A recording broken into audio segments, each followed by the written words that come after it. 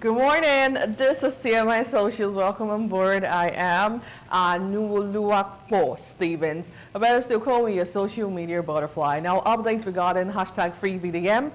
Yesterday, the Economic and Financial Crimes Commission, EFCC, has confirmed the arrest of a popular rights activist and social media influencer, also known as VeryDarkMan, Otse Vincent. Well, the anti-graft agency, in a statement on its X handle on Tuesday, said VeryDarkMan was arrested following petitions pertaining to grave allegations of financial malfeasance, which could not be ignored by the commission.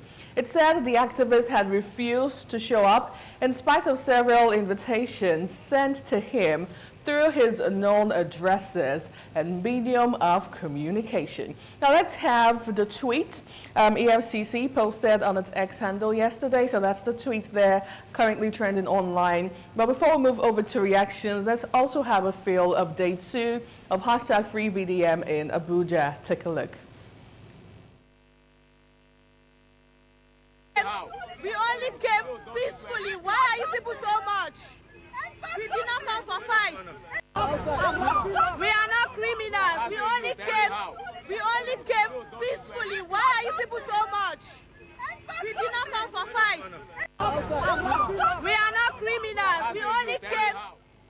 Yesterday, we also saw the protest happen in Port Harcourt and several parts of the country as well. Moving over to tweets. Let's see how social media users took the story online yesterday. This user says, "What EFCC has done is to make VeryDarkMan more famous. They are many irresponsible thieves rigmaroling our streets, and yet EFCC is scared to send them to jail. Just like one politician said, if you come to our party, your sins are forgiven."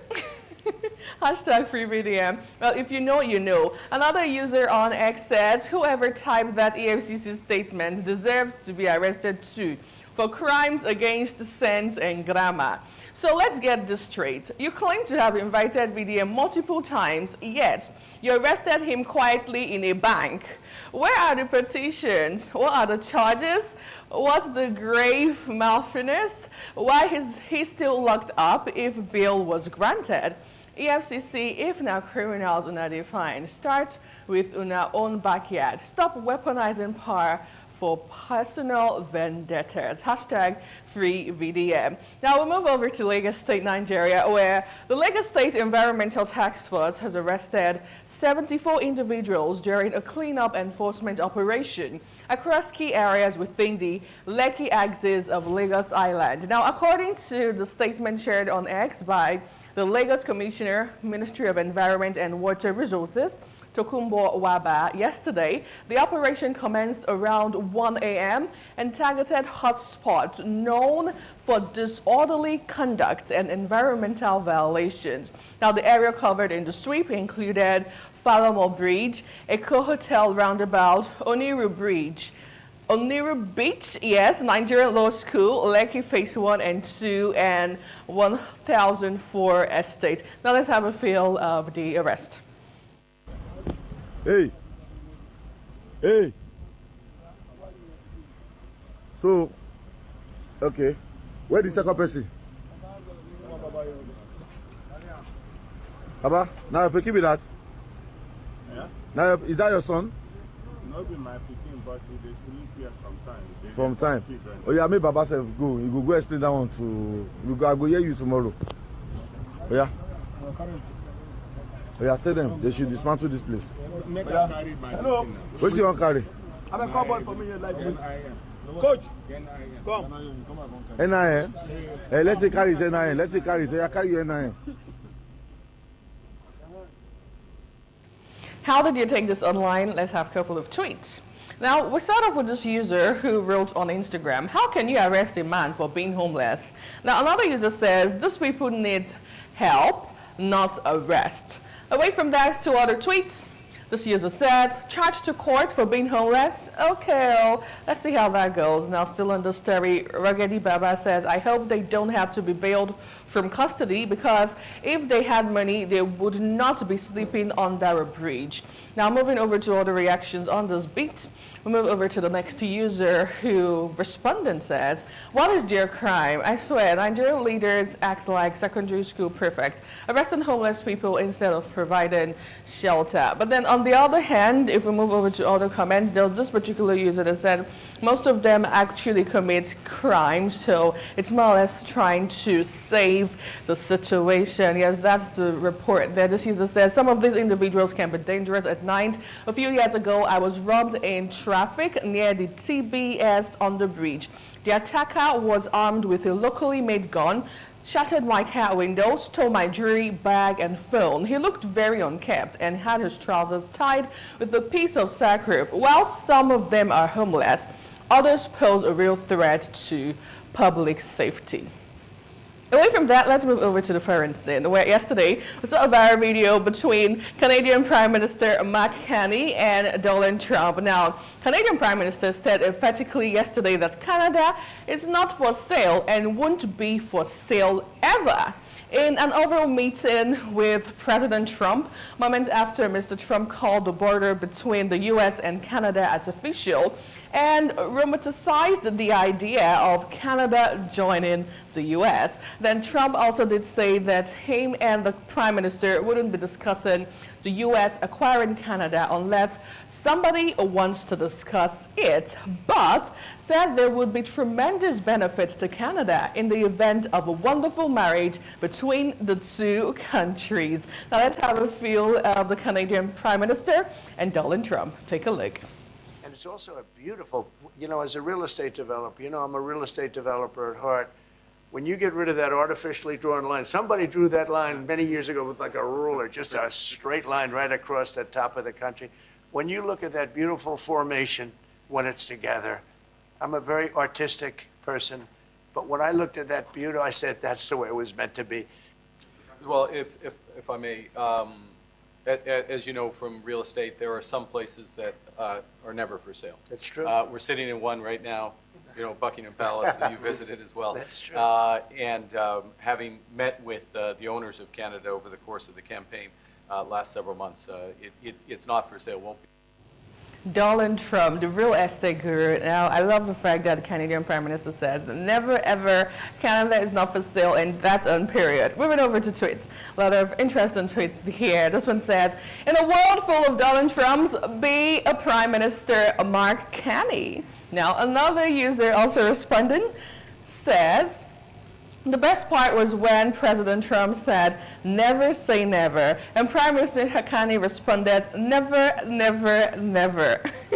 It's the never for me there. Finally, on the story, this user says, and the thing is, Canada has his back, unlike Americans having Trump's back on the issue. Now, back here in Nigeria, yesterday we saw viral pictures of our president and the Delta State Governor, Sheriff Oberiwori, as President Bola Tinubu yesterday held a closed-door meeting with Sheriff Oberiwori at the presidential villa in Abuja. Now, the governor arrived at the State House at approximately 3:45 p.m. and thereafter had his first official engagement with the president since his recent high-profile defection to the ruling All Progressive Congress, APC. But just before his defection, Oberiwori, a former Speaker of the Delta State House of Assembly, was a key figure in the opposition People's Democratic Party, PDP. He recently made headlines on April 23rd when he led a dramatic political shift in the state.